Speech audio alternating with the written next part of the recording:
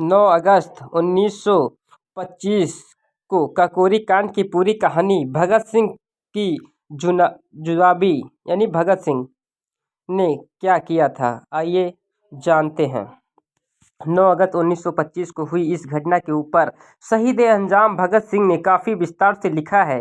इन दिनों छपने वाली पंजाबी पत्रिका कीर्ति ने भगत सिंह ने एक सीरीज शुरू की थी जिसमें से वो काकोरी कांड के हीरो का परिचय पंजाबी भाषा में लोगों को से करवाना चाहती थी। अंग्रेजों के खिलाफ लड़ी गई आज़ादी की लड़ाई में कई वर्षों तक चली। इस दौरान अलग अलग वाक़ये हुए, कई छोटी बड़ी घटनाएं हुई जो इतिहास में दर्ज हो गई। राष्ट्रपिता महात्मा गांधी ने जब असहयोग आंदोलन वापस ले लिया था तब एक नई पीढ़ी को काफ़ी झटका लगा था, क्योंकि बड़ी उम्मीदों के साथ देश में एक बड़ी संख्या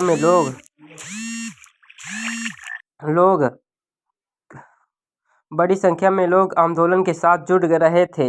इसी के साथ एक नई घटना की नींव पड़ गई थी जिसे इतिहास में काकोरी कांड के नाम से जाना जाता है। इस घटना में अंग्रेजों को बड़ी परेशान किया और एक संदेश पहुंचा दिया कि हिंदुस्तान क्रांतिकारी उनसे लोहा लेने के लिए हर तरह के तरीके अपना सकते हैं।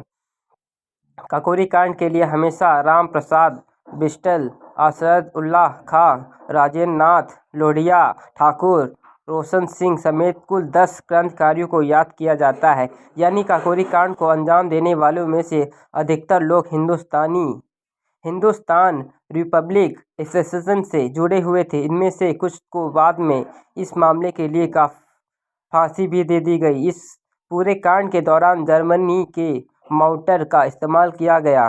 करीब 4,000 रुपये लूटे गए थे। 9 अगस्त 1925 को हुई इस घटना के ऊपर शहीद अंजाम भगत सिंह ने काफ़ी विस्तार से है, आइए और अलावा पूरी घटना से जुड़ी बातें समझते हैं। अपने लेख में भगत सिंह ने कीर्ति में काकोरी कांड में जुड़े सभी 10 मुख्य और अन्य साथियों का जिक्र किया है, साथ ही उनका पूरा परिचय भी लिखा है। इनमें से शिशनाथ सन्या और मई 1927 को काकोरी कांड के वीरों से परिचय नाम में लेख उस किस्से के बारे में भगत सिंह ने लिखा। 9 अगस्त 1925 को काकोरी स्टेशन से एक ट्रेन चली। ये करीब लखनऊ से 8 मील की दूरी पर था, लेकिन ट्रेन चलने के कुछ ही देर बाद उनमें बैठे 3 नौजवानों ने गाड़ी रोक दी। उनसे ही अन्य साथियों ने गाड़ी में मौजूद सरकारी खजाने को लूट लिया। उन 3 नौजवानों ने बड़ी चतुराई से ट्रेन में बैठे अन्य यात्रियों को धक्का दिया था और समझाया था कि उन्हें कुछ न होगा, बस चुप रहे। लेकिन दोनों से गोलियां चल रही थी और इसी बीच एक यात्री ट्रेन से उतर गया और उसकी गोली लगकर मौत हो गई। इसके बाद अंग्रेज़ों ने इस घटना की जांच बैठा दी। सीआईडी के अफसर हॉल्ट की जांच में लगा दिया गया। उसे मालूम था कि ये सब क्रांतिकारी जत्था का किया धरा है। कुछ वक्त बाद ही क्रांतिकारियों को मेरठ में होने वाली एक बैठक का अफसोस को पता चल गया और वो छानबीन शुरू हो गई।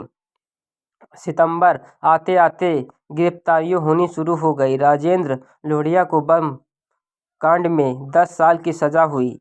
अफसोस उल्लाह राजीव बख्शी भी बाद में पकड़े गए। काकोरी कांड का मकसद सिर्फ अंग्रेज़ों के सरकारी खजाने को लूटना था और उन्हें एक बड़ा संदेश पहुंचाना था कि उनके बाद जब अधिकतर लोग पकड़े गए तो 10 महीने तक मुकदमा अदालत में चला और फांसी तक की नौबत आ गई। जनवरी 1928 में भगत सिंह ने फिर कीर्ति पत्रिका में लिखा। 17 दिसंबर 1927 को राजेंद्र नाथ लोहिया को गोड़ा में, 19 दिसंबर को राम प्रसाद बिस्टल को गोरखपुर, असद उल्लाह खान को फैजाबाद के रोशन सिंह को इलाहाबाद की जेल में फांसी दे दी गई। सुनवाई कर रहे सोशल जज हेवलेट ने कहा था कि ये सभी नौजवान देशभक्त हैं। भले ही उन्होंने अपने फ़ायदे के लिए कुछ ना किया हो, लेकिन अगर ये नौजवान कहें भी वो अपने किए का पछतावा करेंगे तो सज़ा में कुछ रियासत दी जा सकती है। लेकिन अंग्रेज़ हुकूमत के आदेश पर फांसी दे दी गई। इसके बाद अलावा कुछ किस्से साझा करते हैं कि भगत सिंह ने अखबारों में जब हर किसी को फांसी दिए जाने का वक्त हुआ ये बताया, तो इन्हीं में जब अफसर खान को फांसी दी जा रही थी तब उन्होंने जाते हुए कुछ शेर पढ़े थे। इसी किस्से को बताते हुए लेख में लिखा गया है, अफसोस फांसी से एक दिन पहले अपने बाल सही कर रहे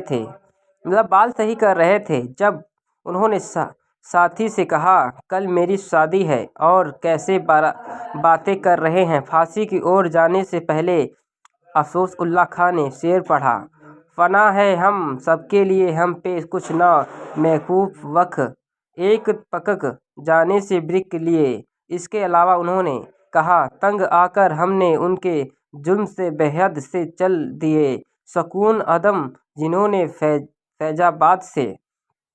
अफसोस उल्लाह खां को इतने सब राम प्रसाद बिस्तर को 19 की शाम को फांसी दी गई। तब वो बड़े जोर शोर से वंदे मातरम और वंदे भारत की जय के नारे लगाते। उसी वक्त राम प्रसाद बिस्तर ने कहा, मालिक तेरी राजा रहे और तू रहे, बाकी ना मैं रहूं ना मेरी आरजू रहे, जब तक कि तन में जान रहे मैं लहू रहूं, तेरी ही जिक्रिया तेरी ही तारजू रहे। राम प्रसाद बिस्तर फांसी से तख्त पर लगते ही तो उन्होंने फिर शेर पढ़ा, अब तो ना अहले वर्ता है और ना ही अरमानों की भीड़, एक मिट जाने की हसरत अब दिल में बिस्तर में है। भगत सिंह ने जब पढ़ना शुरू किया तो उनकी आदत रही थी कि वो पढ़ रहे हैं उसके बारे में लिखते भी थे, और ताकि और लोगों को पता लग सके कि ऐसा ही उन्होंने काकोरी कांड के साथ किया। उन्होंने हर वक्त व्यक्ति के बारे में लिखा जो काकोरी कांड में किसी न किसी रूप में शामिल रहा, जिसका वजह से लोगों को उन महान वीरों के बारे में पता चल रहा। 1927 से कीर्ति पत्रिका को काकोरी कांड में लिखने का सिलसिला करीब 1.5 साल तक चलता रहा। भगत सिंह को जैसे ही कुछ बातें पता लगती, वो वीरों से जुड़ी कोई भी जानकारी मिलती तो उन्हें बारे में कुछ और जानकारी जुटा पत्रिका में लिखते थे। भगत सिंह ने अपने अधिकतर लेख पंजाबी उर्दू में लिखे थे। उन पर लिखी गई किताब भगत सिंह और उनके साथियों के संपूर्ण उपलब्ध दस्तावेज में इन सभी का हिंदी अनुवाद किया गया। उपयुक्त किस्से का इनपुट वहीं से लिया गया। अगर आपको मेरी जानकारी अच्छी लगी हो तो मेरे चैनल सब्सक्राइब करें, कमेंट करें, लाइक करें, शेयर करें, बेल आइकन दबाना ना भूलें।